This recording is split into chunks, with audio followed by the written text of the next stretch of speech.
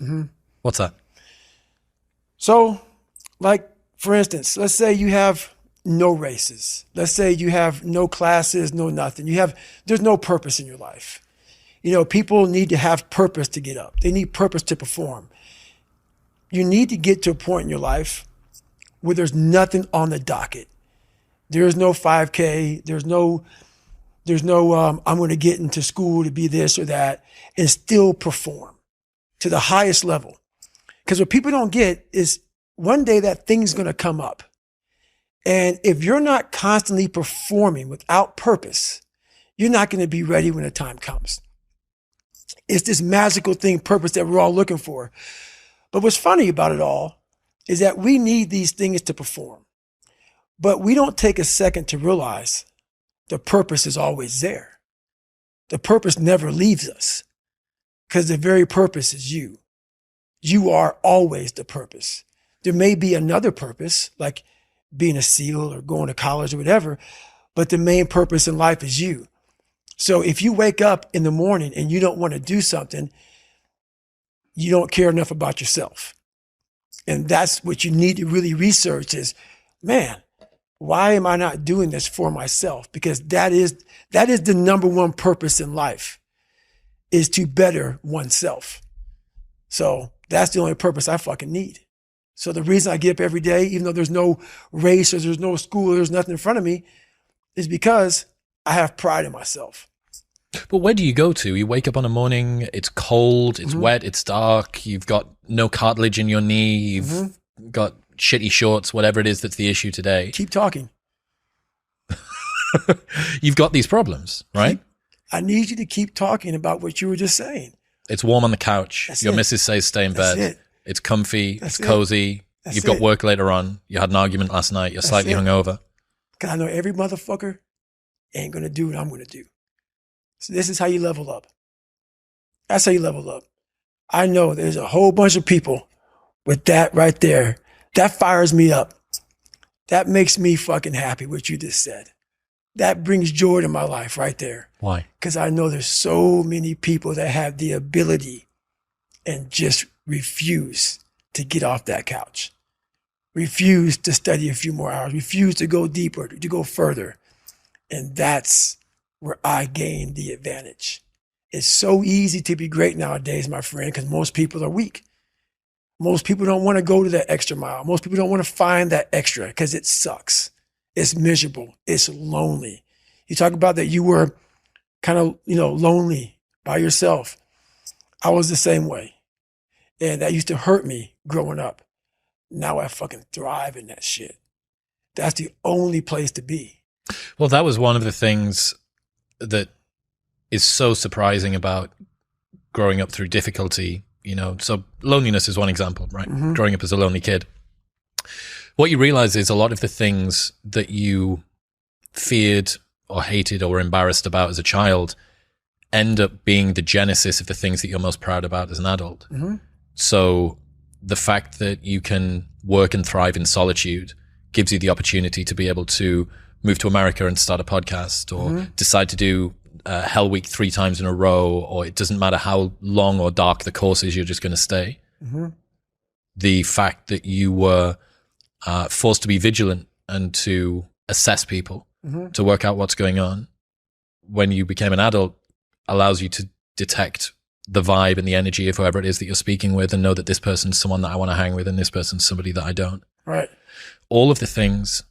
In fact, I would go as far as to say there's not one thing in my life that I see as a pure advantage that doesn't have a dark side to it that came about at some other point as well. Right. So one of the reasons that I spent so much time as a kid in my bedroom listening to audio tapes, because I didn't have anyone to play with, right? Only child, a little bit sort of unpopular. Right. So I'd be in my bedroom listening to audio tapes, and we go to the library every 2 weeks and we take the tapes back and we get new tapes, and I bring them and listen to them again. Right. But you roll the clock forward 20 years, and what's the 2023 version of an audio tape? It's a podcast. It's a podcast. That's right. A lot of the things that you love and value in yourself in adulthood are the light side of something that you were ashamed, fearful, disgusted by when you were younger. Yeah. I mean, I think that comes from overcoming. A lot of people, you know, wonder, how did you become this? How did you become so vulnerable? How are you doing a podcast now when you were this kid? You overcame things. You fought them. And now this is what happens. This is on the other side of overcoming. You become very, very powerful when you overcome yourself. All those things you once cowered from, you were afraid of, when you face them eye to eye every day, you now become a person who has a great podcast. Let's say that there's someone listening who resonates with what you're talking about. Mm-hmm. You know, they've been through trauma, they've been through hard times, mm-hmm. but they keep breaking promises to themselves, mm-hmm. and they're struggling to get off the couch, and they're having a pity party. Mm-hmm. How can they stop feeling sorry for themselves? That's a difficult one, because you have to want it. You have to want to be better. And it starts off with, you have to have pride in yourself. You have to have pride in yourself. You have to have, there's something about you, whether it's your last name, whether it's just the smallest thing, you have to be proud of yourself. And if you have no pride in yourself, I can't give it to you. Because you're always going to compromise. You're always going to fold. Always. I'm very proud of myself. That's why when people said, you no way you can do better than Can't Hurt Me. Roger that. We'll fucking see. It's that pride that wakes you up. And now I'm not talking about bad pride. I'm the attention to detail for the human being I want to do. I call this thing, like, I want to be the standard.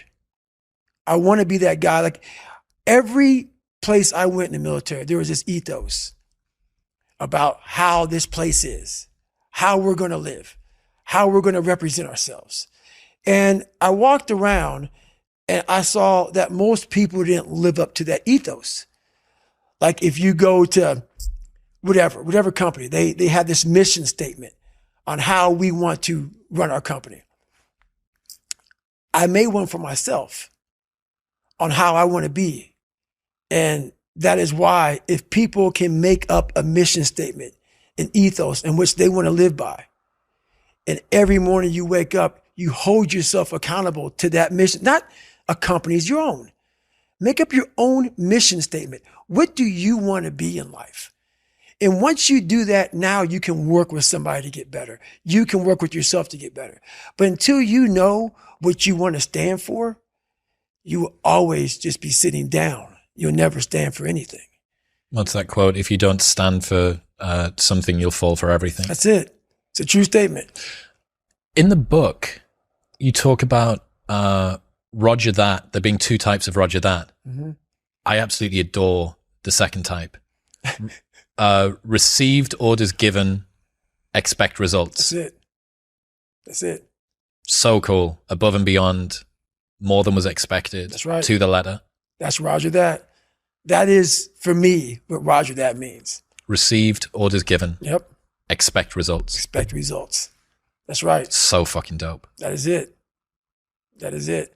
And when you hear that from somebody who gets it, you know it because you can look in their eyes.